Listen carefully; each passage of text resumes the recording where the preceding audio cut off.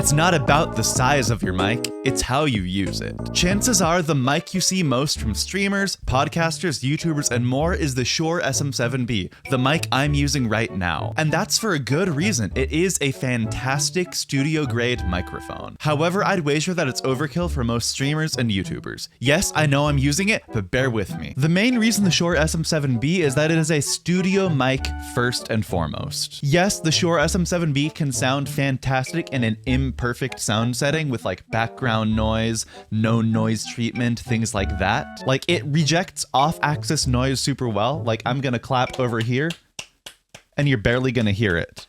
Whereas if I clap over here, it'll be pretty loud. That all said, the main point of the Shure SM7B is to be used in a studio setting, hence the studio level price tag. To get the absolute most out of the Shure SM7B, or frankly any microphone, you do need to be in a well-treated, highly controlled studio setting, and you're frankly not getting that in most cases when you're live streaming, or making YouTube videos for that matter. First, especially with streaming, broadcasting highly compresses your audio. In a studio setting, you'll typically record raw, uncompressed audio. However, when live streaming or recording in OBS, your best audio bitrate will be 320 kilobits per second. Moreover, when you're actually broadcasting or you've actually uploaded your video to YouTube, that audio does get further compressed. So with all this compression that's happening, you're really not getting all the benefits of a studio grade microphone because you're losing out on so much of the fidelity that you get from having raw, uncompressed, high quality audio from a studio grade mic in a studio setting. To compound compression killing most of your fidelity,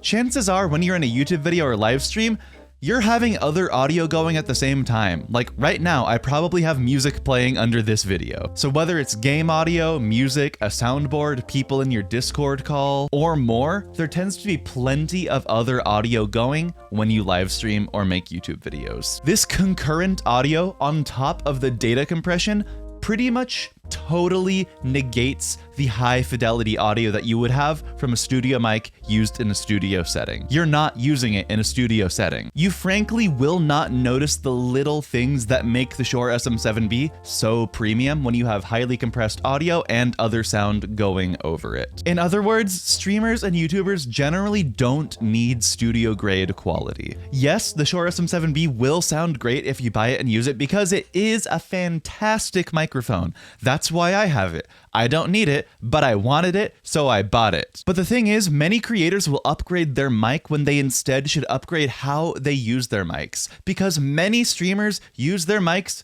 incorrectly in one way or another. I probably don't even use my Shure SM7B in the very best way possible. Many streamers will use their lower priced mics incorrectly, become dissatisfied with the sound of that mic because they're using it incorrectly, and then rush to upgrade to a more premium option, hoping that it'll fix their audio problem. Because the Shure SM7B does indeed have amazing quality, is great at rejecting off-axis background noise and things like that, it's a very frequently selected mic when streamers make that upgrade that they don't actually need. Chances are many creators wouldn't even need to upgrade their mic if they just used their mics a little bit more properly. Place your mic closer to your mouth, use proper gain settings, eliminate some of your background noise, and actually learn how to use things like EQ and compression. If you do all that, you can dramatically upgrade the sound of any mic that you have, even if it's a cheap one. On top of that, if you are using the Shure SM7B, many creators don't even have an XLR interface that's good enough for it. The Shure SM7B requires a lot of decibels of gain, and many low-quality XLR interfaces introduce more and more background noise the more gain you add. So if you have a low-quality XLR interface, the Shure SM7B will just have a lot of static background noise. I have a video that goes into more detail with these mistakes that streamers make and how to fix them, and if you really need proof that a cheap microphone can compete with the Shure SM7B if you use it properly,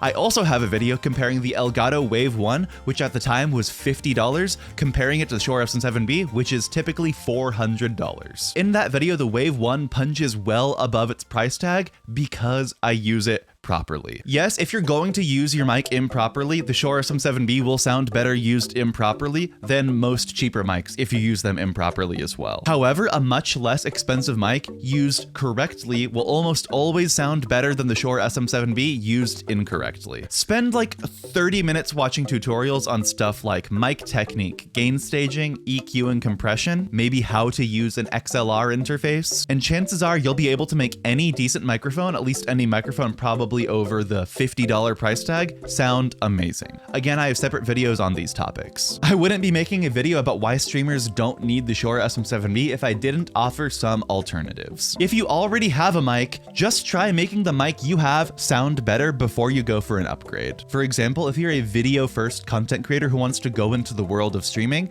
you probably already have a shotgun microphone for your camera. You could probably just use that for streaming. I use the Røde VideoMic Go 2 when I vlog, and guess what? It's perfectly capable as a mic for streaming. Like, let's just use it for the rest of the video. Go away, Shure SM7B. Here is the mic, raw, without any effects like EQ and compression. The quick brown fox jumps over the lazy dog. Go to patreon.com/Andy Cormier to help support my channel. And from now on, I'll add EQ and compression. And on that note, I really like the Røde VideoMic Go 2. It can connect over 3.5mm auxiliary cable or USB-C, so you can use it with your camera or your computer. Comes with a nice little windscreen, and it even has a nice 3/8 inch thread for mounting on mic arms, should you choose to do so. The big thing for streamers is that it's so easy to mount on a mic arm, but I would say the Røde VideoMic Go 2 is probably one of the best, if not the best, vlogging mics in terms of quality per dollar. And if you want to stream, just put it on a mic arm and plug it in over USB. You're good to go. I literally plugged it in, just synced it with my voice, and changed no settings otherwise. However, if you don't have or don't want to use a shotgun mic and want a dedicated microphone with a similar sound to the Shure SM7B,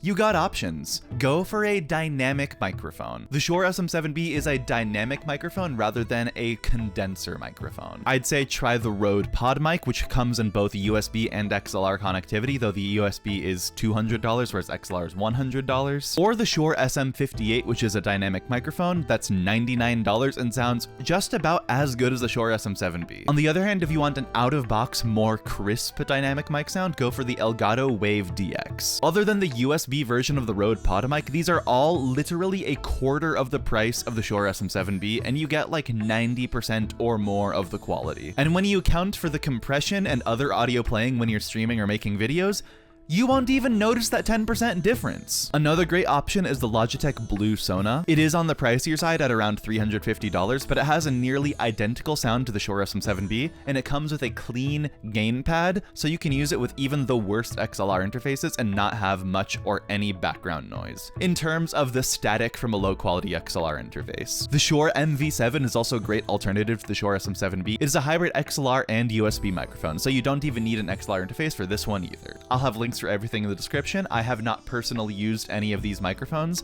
but they are all fantastic from what I've seen from reviewers. But in which scenarios should you get the Shure SM7B? Even if the Shure SM7B is overkill for most streamers, there are times when it is not overkill and is in fact the right microphone to use. First, does your content actually warrant studio grade quality? Like, is the quality actually part of your content? If you fall into this camp, in addition to streaming or YouTube videos, maybe you have like a podcast, or you do ASMR, or you record music or something like that. Basically, in some way, the fidelity of your audio is a feature of the content, and having higher fidelity actually improves what you produce. More or less, if you're in a scenario where you record raw, uncompressed audio and then apply very intense effects to that, then you probably need the actual higher quality studio microphone. On the other hand, if you apply your audio effects live, for example through the XLR interface or through OBS filters, then you probably don't need a studio grade microphone like the Shure SM7B. Basically, if you're recording a WAV file and processing all your effects onto a WAV file, you probably should get the Shure SM7B. If you're recording like an MP3 or as part of a video file, you probably don't need the Shure SM7B. The other scenario when you should get the Shure SM7B is if you are just an audiophile with money to burn and you can safely afford the Shure SM7B and you really want it. That was me. Your audience will almost certainly not notice the difference, but hey, you will, because you're going to be the one editing all your videos, so you might as well make your life a little bit happier. But overall, the big thing that I really want to get across to people is that you should upgrade your skills before you upgrade your gear. In my experience doing community management for a streaming tech company, I found that many creators simply refuse to learn anything beyond the absolute basics when it comes to the technical side of the gear that they use. Things like lighting, how to use your camera, optimal OBS settings, audio effects, mic technique. and things like that. This is why Elgato, with their products that are so high quality out of the box, is so dominant. Elgato caters to the streamers who just want something that works when you take it out of the box. However, even if something works well out of the box, making something work its best will often require some effort and tinkering. This is especially the case with audio. You probably don't need most of the tech upgrades that you want. Spend some time upgrading your skills before you shell out hundreds, if not thousands of dollars making upgrades to your gear like the Shure SM7B. And if you do make that upgrade, make sure you have a good reason for doing so. Thank you to my patrons, especially my $5 tier patron Joshua. You can support me for as little as $1 a month on patreon.com/AndyCormier. Next, consider watching the video that I mentioned about fixing your mic mistakes when streaming. This could be your first step to escaping your endless streaming technology consumerism. Otherwise, leave a like, subscribe for more, comment how you are going to upgrade your skills or your gear, and I'll see you next time. Happy creating.